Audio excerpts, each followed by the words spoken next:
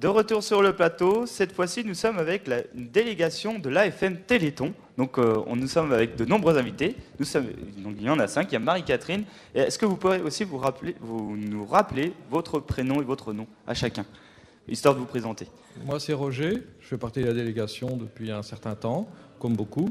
Donc je vais laisser le micro à tout le monde pour qu'il se présente aussi. Moi c'est Catherine Baudry, donc ça fait quelques années aussi que je fais partie de la délégation. Christian Baudry, et moi aussi, et tous les quatre ensemble, même temps. Il reste une personne aussi, on n'a pas vu, justement. Oui, bonjour Anne-Marie, oui, je fais partie de la délégation depuis un certain temps. Et nous avons aussi Marie-Catherine, c'est ça? Voilà, oui, moi je suis Marie-Catherine, j'ai participé avec eux, et puis la maladie étant un petit peu plus douloureuse, maintenant j'essaye un petit peu de faire attention à... Voilà, faire attention à moi, oui.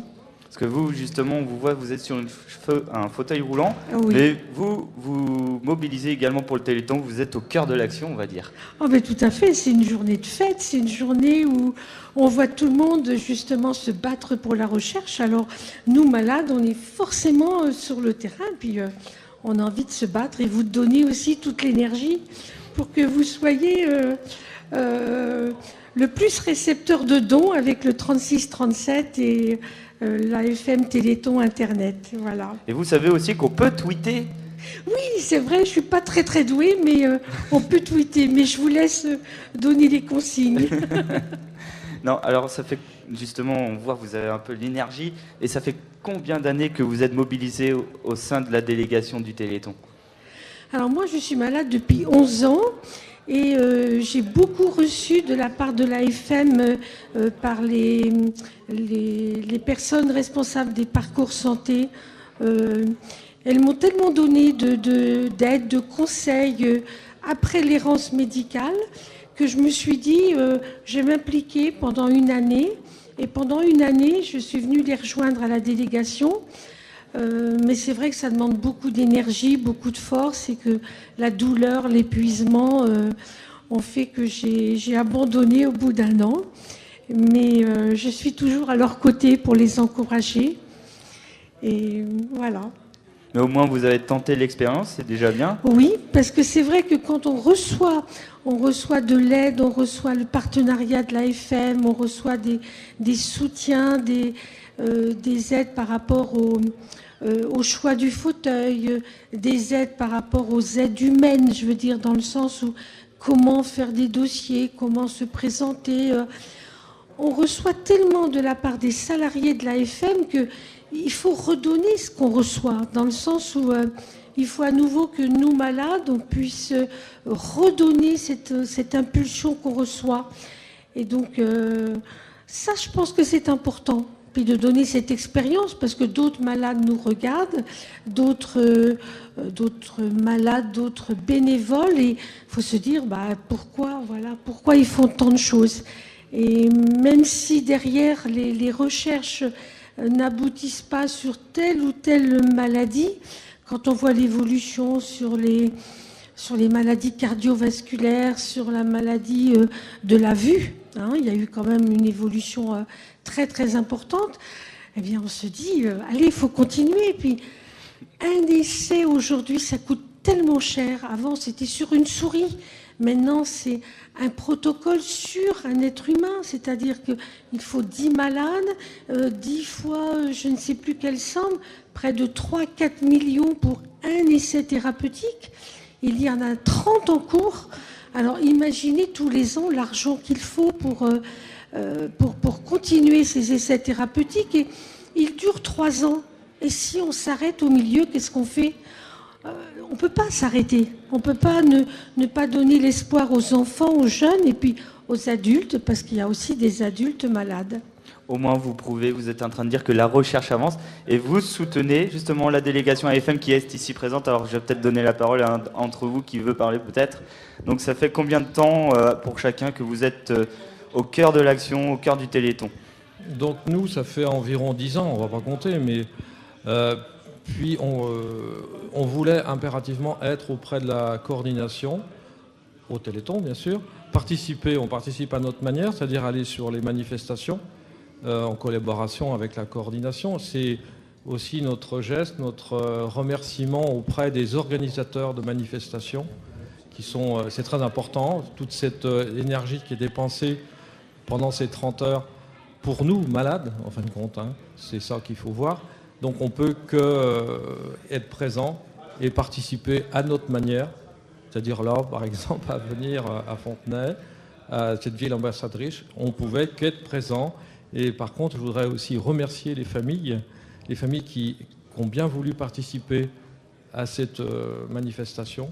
Je pense que s'il faut laisser aussi la parole aux familles, c'est revenir à l'essentiel, aux fondamentaux, pardon. Et je trouve que c'est la bonne chose, quoi. Et aux familles aussi qui donnent pour le Téléthon, qui font des dons. Alors justement, est-ce que qu'est-ce qui vous donne envie tous les ans de me dire, voilà, je veux participer au Téléthon, je veux aider ceux qui sont handicapés ou autre chose? En tant que malade déjà, nous sommes malades, donc on peut être que partie prenante dans ça. Et je pense que c'est aussi un moment important dans l'année. Le Téléthon, c'est qu'une fois par an. Et ça serait pas normal qu'on ne soit pas présent. Voilà, moi je le vois comme ça, c'est ce que je ressens. Et on ne peut pas passer à côté. On va peut-être parler à une autre personne qui veut peut-être témoigner pour parler un peu de tout cet engouement. Est-ce que vous sentez qu'il y a une vraie chaleur humaine autour de cet événement tous les ans? Oui, bien sûr, oui. Je pense que de ce côté-là, il n'y a pas de souci. Mais je crois que moi, je voudrais rajouter, on est là pour les familles, on est là pour que ça continue et puis pour que ça rapporte toujours un peu plus d'argent, même si c'est plus compliqué. Mais voilà, pour que la recherche progresse, quoi. C'est très, très important, quoi. Hein. Est-ce que vous pensez que les dons évoluent tous les ans, selon vous? L'année dernière, ça a baissé un peu. Je pense qu'en Vendée, c'est très stable. C'est un département d'ailleurs où il y a quand même plus de dons. Plus de dons. Une moyenne d'1,80 € par personne. Donc cette année, j'espère que ça va continuer comme ça. Un peu plus, pourquoi pas. Mais à voir. Je crois que la conjoncture n'est pas forcément là non plus. Donc on va voir.